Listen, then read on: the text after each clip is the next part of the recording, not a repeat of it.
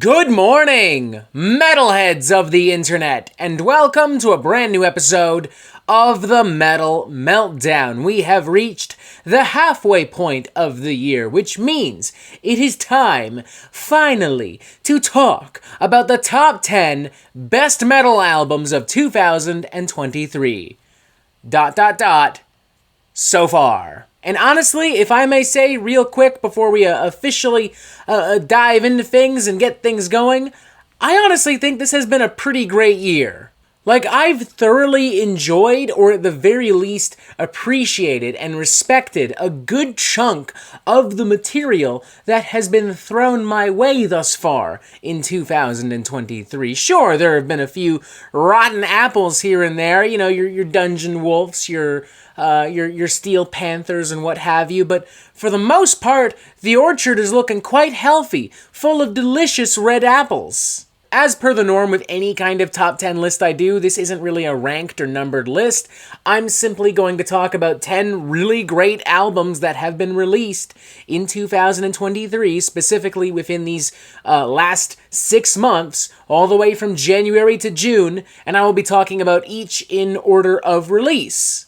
First up, we have the Coral Tombs from Ahab, released January 13th via Napalm Records. Without question, the band's most immersive, adventurous, brutal, and cinematic record to date. This nautic Death Doom crew takes direct inspiration from 20,000 Leagues Under the Sea on this record, and as such, plunges to previously unheard and unexplored depths. The record is filled with deep, consuming, doomy grooves, some smart progression, some amazing clean vocals pretty consistently, adding a lot of weight and height and contrast. In one moment, it can feel as if you're stuck at the bottom of the ocean being hunted down by ferocious monsters, and the next it feels like you're just kind of gently treading water, floating through the coral reef with all the pretty little fishies. It's probably the closest any band has come to really capturing the size and the feel of the actual ocean itself since Pelagial from the band The Ocean. And inarguably the band's most fully realized, their most cohesive, and their most successful album to date. Next up, we have Warlock, Scrim, and Withered Hags from Hellripper, released February 17th via Peaceville Records.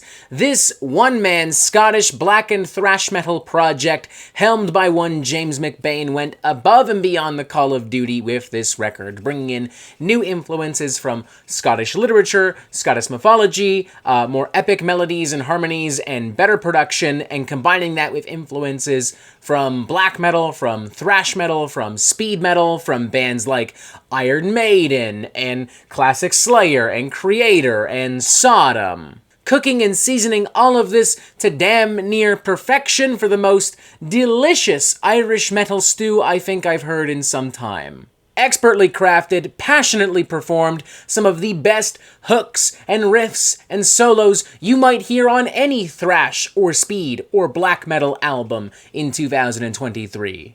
James even managed to work bagpipes into the album, in one of the song's best numbers, might I add. Of all the records we're talking about in this video, this is probably the one I've had the most fun with, and this is probably the one I've revisited the most as well. I remember there were a couple of people laughing at me back in February when I dared to suggest that we might already have one of the best albums of 2023 in our midst, and as far as I'm concerned, those people can continue to laugh themselves fucking silly, because I stand by that statement.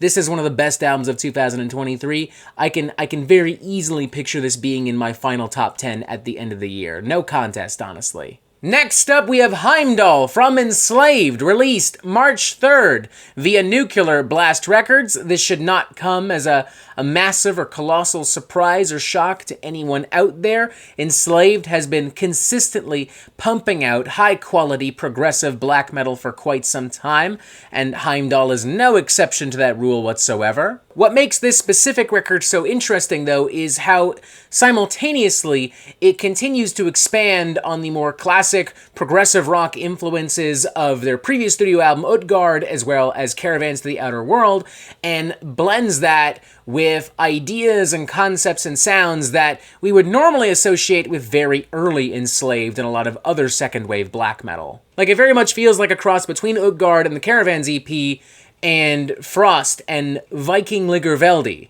The songs in turn are adventurous, ambitious, multifaceted, cold, dark, brutal. The album's very robust, full-bodied, and dynamic production does a really great job at balancing all of these different sounds and ideas. I love the album's focus specifically on the character of Heimdall from Norse mythology and literature. Lots of twists and turns, lots of great songwriting, lots of great performances. What more do you want me to say? It's Enslaved doing what they do best. Like, there's a part of me that really wonders if I really have to explain myself here. It's Enslaved. Nuff said. Next up, we have Sage of Shekinah from Contrarian, released March 17th via Willowtip Records. In my opinion, not only the best technical death metal record of 2023 so far, but quite possibly one of the most overlooked and underrated albums of 2023 so far. Like, I didn't really get a lot of people tuning into the review for this one, and in general, I just haven't really seen a lot of people really getting hyped and pumped about this thing, which is a shame because it seriously is fantastic. Lots of surgically precise, meticulously crafted, old-school, technical and progressive death metal stuff on display here in the vein of, like, classic death, atheist, cynic, very organic production, influence from Mediterranean and Greek culture and history as well, a lot of like religious and spiritual symbolism and lyricism. Like, I've got a real soft spot for that early 90s tech death, prog death metal sound and aesthetic, and this totally captures it in such an authentic and satisfying way, without feeling like we're completely retreading unfamiliar ground and territory, you know? Next up, we have Of the Sign from Spirit Possession, released March 31st via Profound Lore Records. This is just archaic, extreme black metal from hell. It sounds like fire and brimstone and pain and torture. It's violent, it's erratic, it's dark, it has this very cavernous, kind of boxed-in feel and aesthetic and production. Riffs scald like hot magma, drums pound like hammers and instruments of hell, and the vocals sound like the shrieks and the cries of actual, literal demons and demon-like beings. Love the way the record is written and arranged, love how it plays around with tempos and grooves, how it strikes a balance between like first wave black metal riffage and attitude and second wave black metal extremity and darkness. It's volatile, it's bloodthirsty, it's uncompromising, without question one of the most brutal records I've heard so far this year. Next up, we have Black Medium Current from Dodheimsgard, released April 14th via Peaceville Records. When I reviewed this, I declared it the best album of 2023 so far, period. I also gave it a 5 out of 5, and I would now still stand by that. If I were to pick a number one album out of everything here, this would probably be it. It is a very abstract and unorthodox and multifaceted avant-garde black metal record with tons of jagged edges and twists and turns. And this all kind of works together to put us through a variety of different landscapes and environments and moods and feelings. Like, one moment I feel like I'm standing atop a mountaintop with the cold wind brushing against my back. The next I feel like I'm on a psychedelic trip through the multiverse. The next I feel like I'm standing in a cold, dark room drinking red wine by a piano, all while continuing to push the boundaries of their band and to a certain extent of avant-garde black metal as a whole. Like, I've definitely heard a lot of weird stuff over the years, but there's stuff happening on this album that I'm not hearing a lot of other experimental, progressive, and avant-garde black metal bands doing, at least not to this exact capacity. It's very rare that I give out 5 out of 5 scores. I know if it were up to some of y'all, I would just sit here and go, riff good, me like, 5 out of 5. I don't really work that way. In my opinion, this truly is a perfect record, hence why it got a 5 out of 5. I love it with all my heart. I'm looking forward to jamming it the moment we're done with this video, honestly. Next up, we have Violent Creed of Vengeance, released April 14th via Cruz del Sur Music. I feel like this can be appropriately summarized as the sound of an 80s high fantasy adventure novel or game come to life.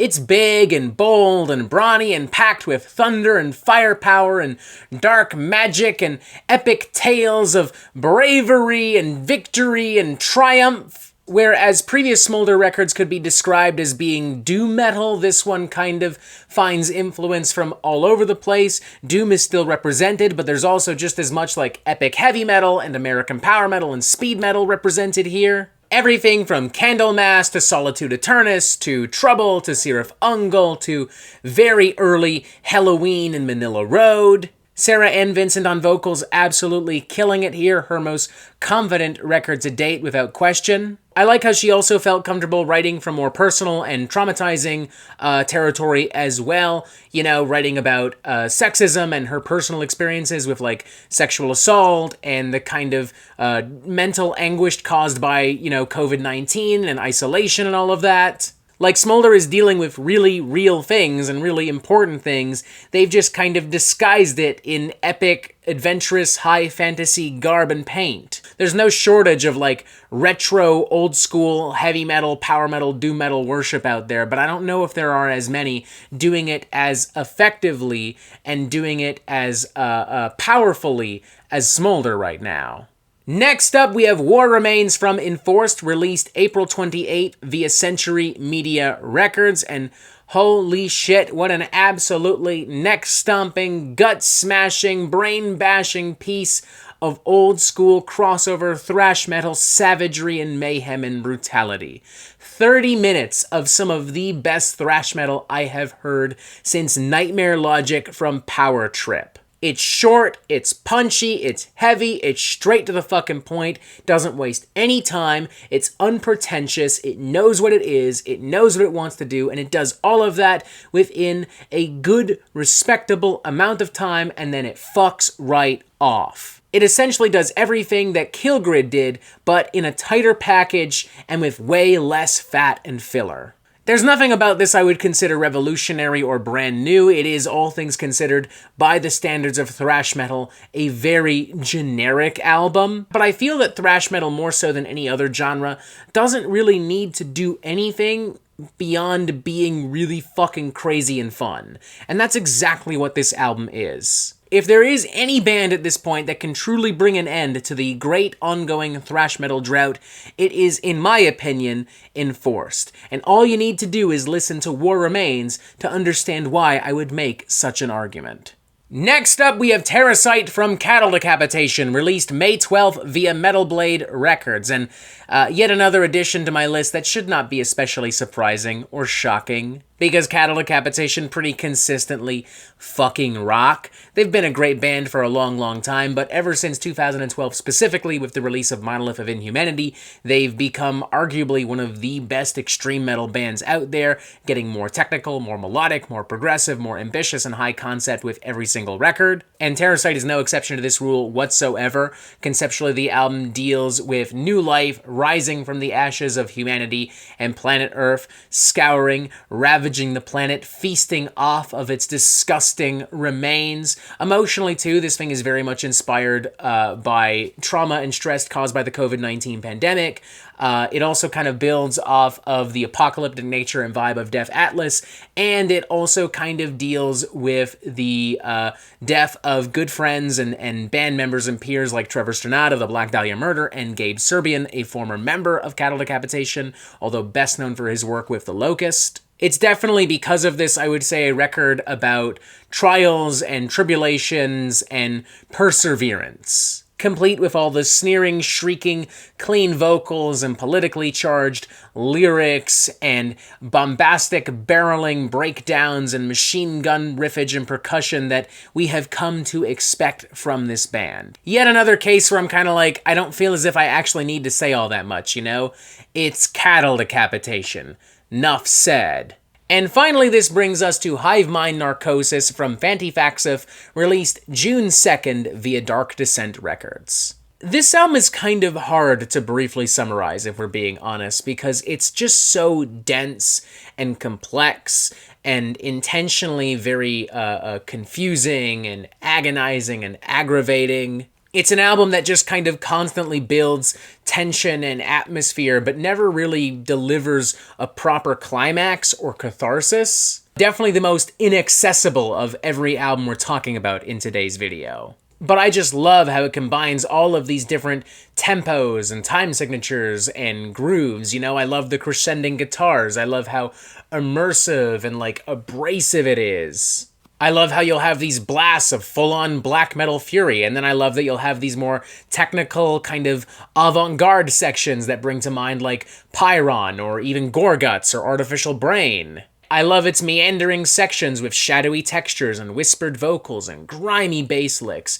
And I love these rare moments where it does feel like maybe there's a little bit of light at the end of the tunnel, only for Thantifaxath to just kind of stomp you the fuck out. I could totally understand if somebody just hated this thing or was thoroughly annoyed by it, but I love it, and I think this is something I'm going to return to pretty frequently throughout the rest of 2023. And voila! That is it! Top 10 best metal albums of 2023. ... So far! Now it's your turn to tell me, did I get it right? Did I get it wrong? What are some albums that I should add or perhaps even remove? What does your top 10 look like, for that matter? Are our lists similar, or do you have something drastically different? I'd love to know. Please tell me in the comments below. Also, message me on Discord. Join us on Discord. Metal Meltdown official Discord, #SloppyGang. Subscribe, other videos, booyah! And as always, you have yourself a fantastic fucking day.